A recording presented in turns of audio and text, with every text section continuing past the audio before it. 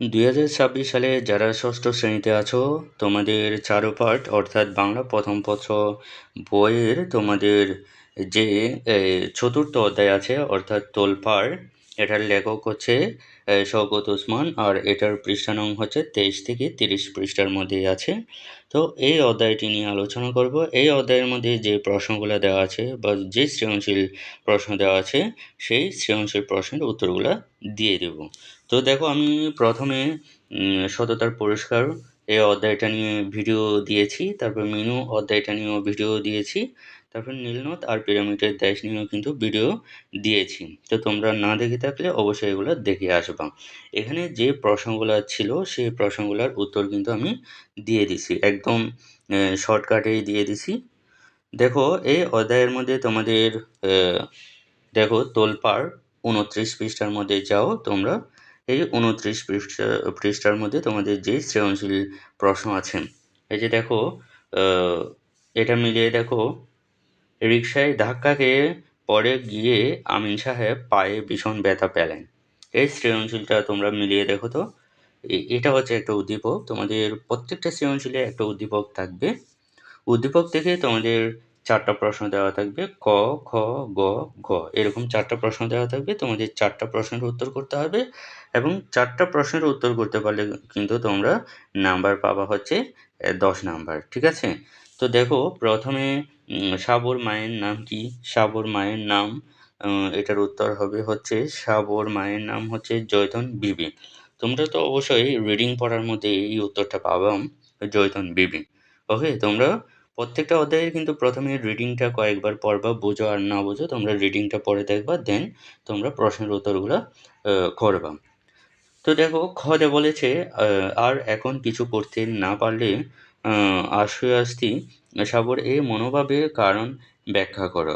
তাহলে দেখো, এখানে তোমাদের এই প্রশ্নের উত্তরটা হচ্ছে এই যে, আগে 5 মাস খাটতে বিরক্ত লাগলেও যুদ্ধের সময় অসহায় মানুষকে সাহায্য করতে না পারলে অস্বস্তি হয় সাবর।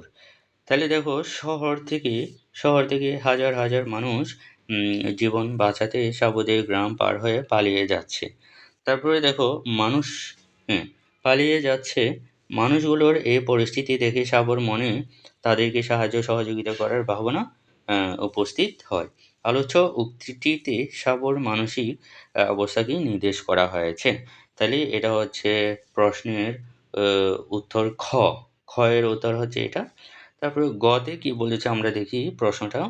এই যে গ প্রশ্নের মধ্যে বলেছে হচ্ছে, উদ্দীপকে তোলপাড় গল্পের মিসেস রহমানের যে ঘটনার মিল রয়েছে তা ব্যাখ্যা করো।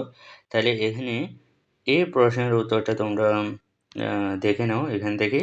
এই যে এখানে উদ্দীপকে মুক্তিযোদ্ধা আমিনের বিপদগ্রস্ত হয়ে অন্যের সাহায্য প্রাপ্তির ঘটনার সাথে তোলপাড় গল্পের মিসেস রহমানের সাহায্য সাহায্য প্রাপ্তির ঘটনার সাদৃশ্য লক্ষ্য করা যায়।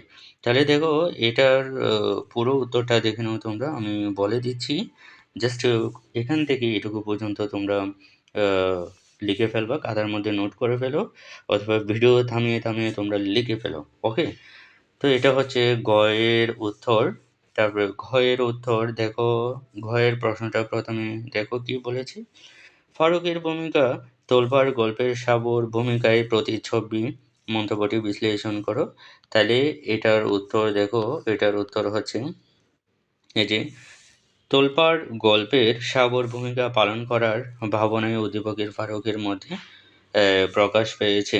তাহলে এই প্রশ্নের উত্তরটা, পুরো উত্তরটা তোমরা দেখে নাও, আমি বলে দিচ্ছি। এই যে এখান থেকে এইটুকু পর্যন্ত তোমরা সুন্দর করে লিখে ফেলো, ভিডিও থামিয়ে থামিয়ে সুন্দর করে লিখে ফেলো, অথবা মোবাইলের মধ্যে স্ক্রিনশট নিয়ে নাও, যাতে তোমরা পরবর্তীতে শিখে নিতে পারো অথবা দেখতে পারো। তাহলে দেখো, এরপরে তোমাদের এই অধ্যায়ের মধ্যে আরেকটা সৃজনশীল প্রশ্ন দেওয়া আছে। দেখো, তোমাদের বইতে 30 পৃষ্ঠার মধ্যে যাও, 30 পৃষ্ঠার মধ্যে 2 নম্বর সৃজনশীলটা দেওয়া আছে। তো এখানে একটা উদ্দীপক দেওয়া আছে, অবশ্যই প্রত্যেকটা সৃজনশীলের মধ্যে একটা উদ্দীপক দেওয়া থাকবে, তারপর 4টা করে প্রশ্ন দেওয়া থাকবে। তো দেখো, এই 4টা প্রশ্ন এখানে দেওয়া আছে, ক, খ, গ, ঘ। কতে কি বলেছে দেখো, সাবু চিৎকার করে কাকে ডেকেছিল বা ডাকছিল, তাহলে এটার উত্তর দেখো, সাবু চিৎকার করে মাকে ডাকছিল। সাবু চিৎকার করে কাকে ডাকছিল? মাকে ডাকছিল। তারপরে দেখো প্রশ্ন খতে কি বলেছে, আমার মাকে আপনি চেনেন না, কথাটি সাবু কেন বলেছিল? তাহলে এটার উত্তর দেখো, এটার উত্তর এই যে এটা, আলোচ্য উক্তিটির মাধ্যমে সাহায্যের বিনিময়ে কিছু পাওয়ার আশা করা যে অন্যায়, সে দিকটি বোঝানো হয়েছে। তাহলে এই প্রশ্নের উত্তর এখান থেকে এটুকু পর্যন্ত। ওকে, তো দেখো খ এর উত্তর এখান থেকে এটুকু তোমরা সুন্দর করে লিখে ফেলো, নোট করে ফেলো। ওকে, তারপরে দেখো গ এর মধ্যে কি বলা আছে, গ এর উত্তর দিয়ে দিব, করিমুন্নেছার চরিত্রে জৈতুন বিবির যে বৈশিষ্ট্যটি পরিলক্ষিত হয় তা ব্যাখ্যা করো। তাহলে গ এর উত্তর দেখো, এই যে গ এর মধ্যে বলেছে, জৈতুন বিবির মতো অধিপতির করিমুন্নেছা মানুষের সেবা করার উদ্দেশ্যে তাদের পাশে দাঁড়িয়েছিলেন। তাহলে গ এর সম্পূর্ণ উত্তর দেখে নাও, এই যে এখান থেকে এটুকু পর্যন্ত। ঠিক আছে, এখান থেকে এটুকু পর্যন্ত, এটা হচ্ছে ঘ এর উত্তর। তারপরে ঘ এর উত্তর দেখো, ঘতে কি বলেছে আগে প্রশ্নটা দেখি, করিমুন্নেছার বাড়ির ছেলেদের কর্মকাণ্ড তোলপাড় গল্পের প্রতিছবি, গল্পের আলোকে মন্তব্যটি বিশ্লেষণ করো। তাহলে এই প্রশ্নের উত্তর হবে, এই যে দেখো এই প্রশ্নের উত্তর এই যে এখানে দেওয়া আছে, কাপুরুষের মতো আচরণ করাই করিমুন্নেছার বাড়ির ছেলেদের কর্মকাণ্ড তোলপাড় গল্পের প্রতিছবি নয়। তাহলে এখানে প্রশ্নের উত্তর হচ্ছে এখান থেকে এটুকু পর্যন্ত। ঠিক আছে, এখান থেকে এটুকু পর্যন্ত তোমরা সুন্দর করে নোট করে ফেলো, খাতার মধ্যে লিখে ফেলো।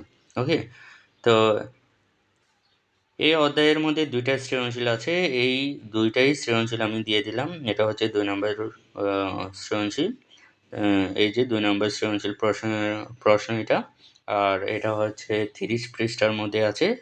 তারপরে এটা হচ্ছে এই যে এটা হচ্ছে 1 নম্বরের প্রশ্নের উত্তর। ঠিক আছে, 1 নম্বর সৃজনশীল যেটা আছে সেই সৃজনশীলটার উত্তর, এই যে 1 নম্বর সৃজনশীলটা আছে হচ্ছে কত পৃষ্ঠার মধ্যে দেখো, এই যে 29 পৃষ্ঠার মধ্যে, বইয়ের 29 পৃষ্ঠার মধ্যে এই প্রশ্নটা, এই সৃজনশীলটা আছে, এই সৃজনশীলটার উত্তরও কিন্তু দিয়ে দিলাম। ঠিক আছে, এটাই হচ্ছে আজকের ভিডিও।